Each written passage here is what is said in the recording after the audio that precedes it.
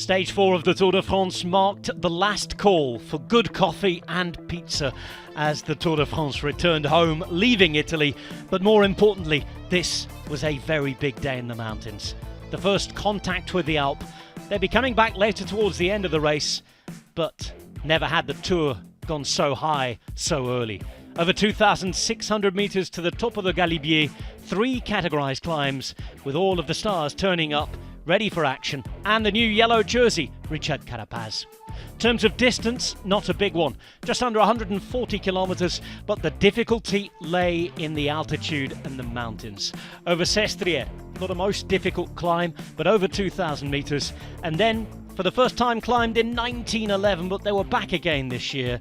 The Tour, an habitual visitor to the Galibier, with a downhill finish in Valois, when Nairo Quintana had won 5 years before.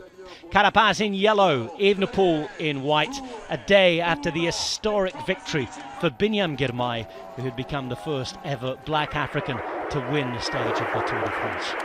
He'd be active early on as well. The flag was waved, and with an intermediate sprint 18.5 kilometres into the stage, it was the sprinters, principally Mars Pedersen, who was trying to go for the points.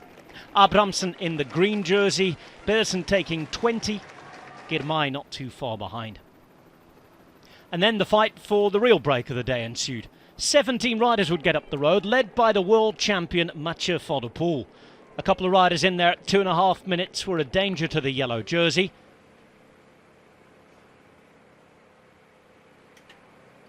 And there were potential stage winners too. In the fight for the King of the Mountains prize, Stevie Williams was having a good day. The Welshman taking 5 points in Sestriere. And then the Tour would head up Montgenèvre, leaving Italy, going into France. And as they headed through Clavière, out of Italy, it was Williams again who would double up on his points tally. That'd move him up to 3rd in the King of the Mountains classification. But the big points were still on offer. Would the break be able to hold on though? Lightning speeds down into Briançon, 55 k's to go, and plenty of climbing still to come as well. Less than 2 minutes of a gap, and Nils Pollitt went to work, starting to uncover UAE Team Emirates' plan. Roglic and co were put into the right position as riders went by the wayside. Oyer Lascano was the last man to try and survive from the breakaway. Movistar had been leading the team classification. Lutsenko, another man in the break, but it wasn't for him. Neither a day for Raúl García Pierna of Arkea. We were left with 4 survivors at the top, but they weren't going to survive for too much longer. Lascano again would try and keep going. With all the work being done behind, the Combativity Award probably the biggest thing on offer.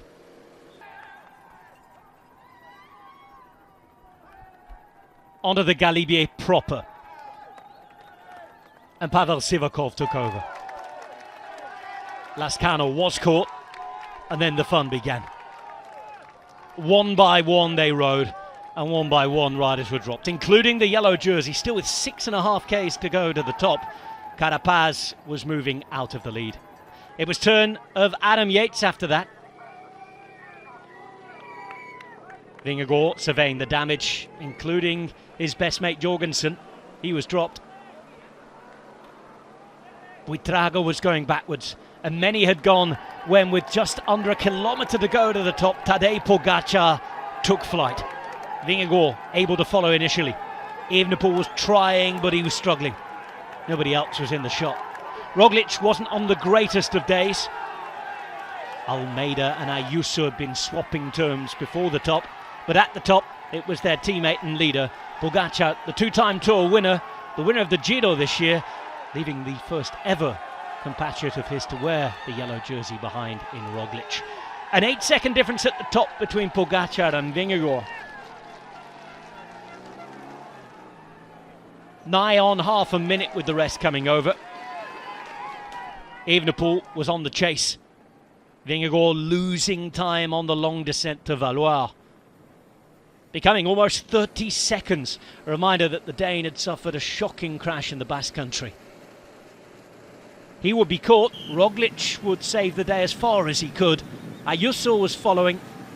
But going ahead, up ahead, Tadej Pogacar was about to do another special thing.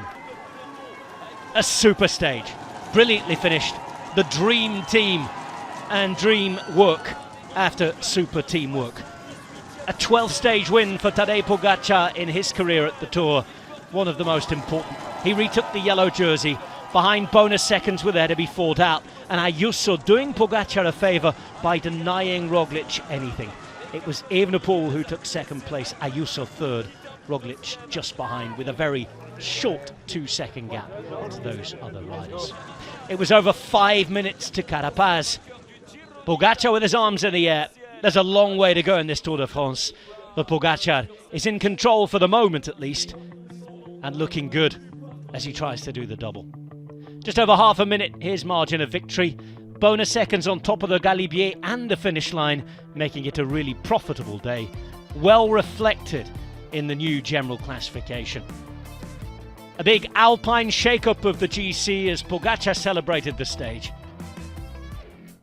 And this was the new general classification. Evenepoel in second and in the white jersey at 45. Vingegaard at 50 seconds. Then Ayuso fourth, Roglic fifth. The yellow jersey on the back of Pogacar and UAE Team Emirates' dream lineup, making the dream of the double, for the moment, a real possibility. Next up should be a chance for the sprinters. Leaving the Alps behind and heading northwest, 177.4 kilometres. A couple of classified climbs, including one a little closer towards the end.